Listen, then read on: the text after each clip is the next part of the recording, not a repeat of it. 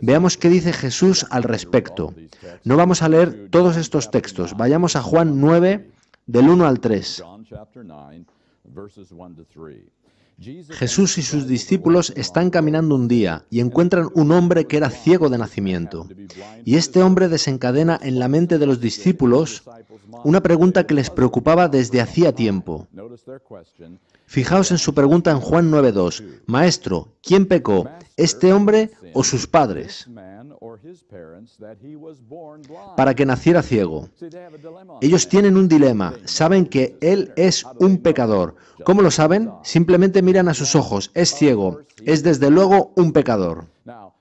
Ahora, puesto que nació así, ellos necesitan saber cómo funciona el asunto. ¿Hicieron sus padres algo muy malo, de modo que él es castigado por el pecado de sus padres? ¿O bien puede uno pecar de algún modo en la matriz de su madre antes de nacer y ser entonces castigado con ceguera? Esa es la pregunta. Fijaos en la respuesta de Jesús.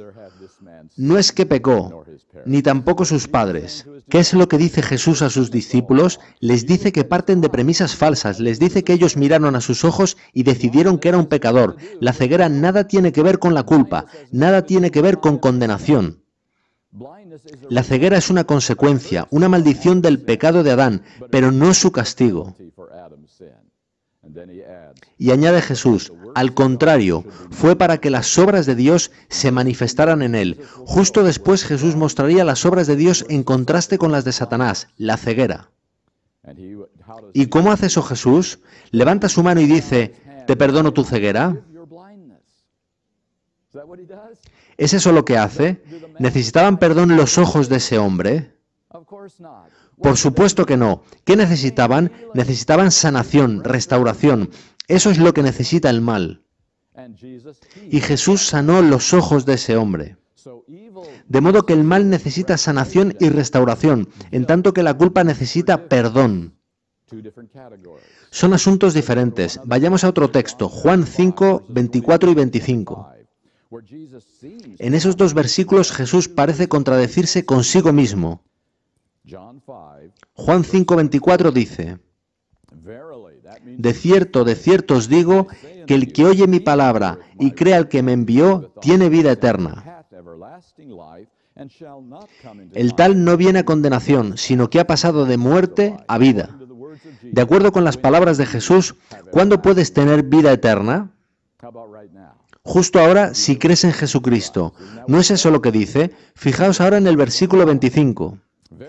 De cierto os digo que viene la hora, y ahora es, cuando los muertos oirán la voz del Hijo de Dios, y los que oyeren vivirán. Estos son los que creyeron en Jesucristo y supuestamente tenían vida eterna. Sin embargo, Él dice que están muertos. ¿Se contradice Jesús consigo mismo aquí? ¿O es que cuando Jesús intervino en el jardín hace 6.000 años, Él separó a la muerte en dos categorías? Él dijo a Adán, debido a tu pecado tendrás que volver al polvo. Tendrás que volver al lugar del que saliste. Pero esto es solo temporal, es solo dormir, Adán. Porque si confías en mí, tu vida queda escondida en mi mano y tienes vida eterna. Así que Jesús no se contradice a sí mismo aquí, puesto que la primera muerte es realmente una muerte insignificante, amigos. Entendamos eso claramente. En el gran conflicto solo cuenta la segunda muerte. Y se puede tener vida eterna, pero aún dormir durante un cierto periodo de tiempo. Muy bien, veamos qué podemos resumir de todo esto. Pecado. El pecado que Adán y Eva trajeron al mundo tiene dos fases: el mal y la culpa. El mal en nuestro mundo, los problemas de nuestro mundo, el sufrimiento, el dolor, tornados, terremotos y nuestra naturaleza caída. Pero también está la culpa. Adán era culpable, nosotros somos culpables. Ahora, estos dos aspectos del pecado conducen a dos diferentes consecuencias. El mal en nuestro mundo conduce a la primera muerte, que es la consecuencia natural del pecado de Adán. La culpa por el pecado conduce a la segunda muerte, que es la paga del pecado. ¿Cómo maneja Dios estos dos aspectos? Bien, Él perdona nuestra culpa, Él no nos toma por culpables.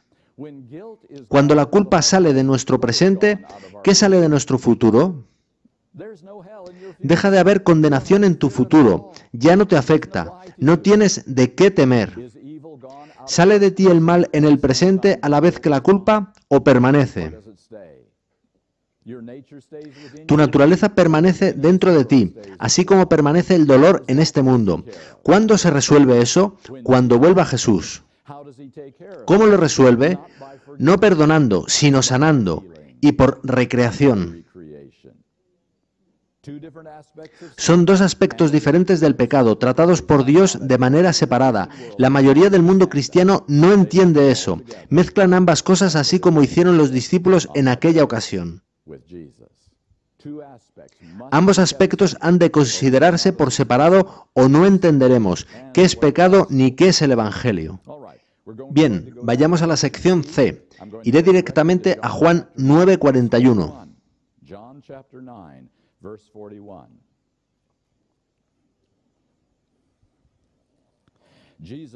Jesús está hablando a los fariseos y Él les dice: si fuerais ciegos, lo que significa si fuerais ignorantes, no tendríais pecado. Pero ahora, puesto que decís vemos, vuestro pecado permanece. ¿A qué asocia Jesús aquí el pecado? Muy claramente a algo llamado luz, conocimiento, comprensión y una elección basada en esa luz. ¿Nacieron los fariseos con la misma mala naturaleza que nosotros? Pero Jesús dice que si realmente no sabías, significando no tener oportunidad de saber, tú no tienes pecado en el sentido de culpa. Pero si has tenido luz, sabiendo cuál es la verdad y la rechazas, tu pecado permanece. Pienso que lo deja muy claro. Id a Santiago 4:17. Pienso que es el texto más claro en toda la Biblia sobre este controvertido asunto. Santiago 4:17 no necesita un predicador, ni necesita un comentario. Solo necesita una detenida lectura. Por tanto, al que sabe hacer lo bueno y no lo hace, eso le es pecado. Al que sabe pero no obedece. ¿Sabe un bebé? Entonces, ¿cómo puede un bebé ser un pecador de nacimiento, como hemos leído en aquellas citas?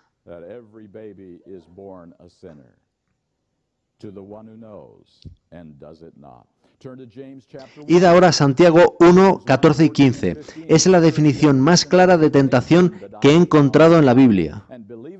Y, lo creáis o no, la mayoría de cristianos no entienden la diferencia entre tentación y pecado. Comprobadlo vosotros muy cuidadosamente, aseguraos de conocer la diferencia. Tentación en el versículo 14, pero cada uno es tentado cuando es atraído y seducido por su propia concupiscencia. La palabra concupiscencia significa deseo por cualquier cosa que no está en armonía con la voluntad de Dios. Cubre muchas categorías. Y dice su propia concupiscencia, por tanto sale de su propia naturaleza. Por tanto, este deseo, que es un mal deseo, sale de nuestras propias naturalezas. Y somos atraídos hacia Él, tentados por Él. Veis que en este mundo de pecado, para que algo constituya una tentación, ha de tener dos partes. Cuando veis el telediario de la noche, ¿os sentís personalmente interesados en probar al menos una vez todo lo que veis y oís tan solo para comprobar cómo sentiríais? La respuesta es no. Ves cosas que no harías ni por todo el dinero del mundo. ¿Has sido tentado por eso? Ni remotamente te fue una tentación, ¿verdad? Tú sientes repulsión por ello. Sin embargo, obviamente hay quien sí es tentado por eso mismo, pues aparece en el telediario. Así que en este mundo de pecado, Satanás dispone de muchos estímulos, pues todos somos diferentes.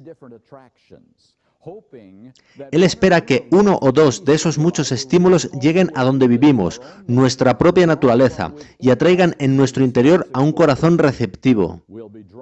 Será atraído hacia ese estímulo, será tentado por él.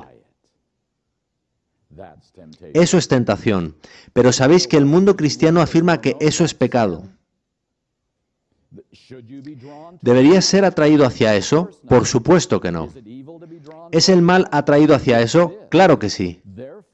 Y por tanto ellos afirman que pecaste porque fuiste atraído y tentado por ello. Incluso aunque tu respuesta fuera no. El simple hecho de ser atraído es pecado. Eso es lo que dice la mayoría del mundo cristiano. Esa es la definición A.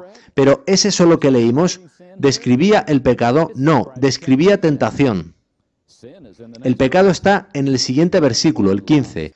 Luego, esa concupiscencia, después de haber concebido, da a luz el pecado. Son 4 pasos, pulsados por nuestra propia naturaleza, tentados por ella, concepción y alumbramiento del pecado. El pecado no aparece hasta los pasos 3 y 4.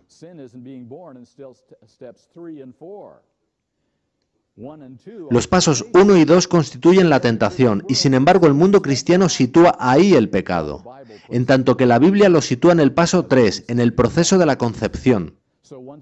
Así que el mundo cristiano ha confundido tentación con pecado, naturaleza caída con pecado,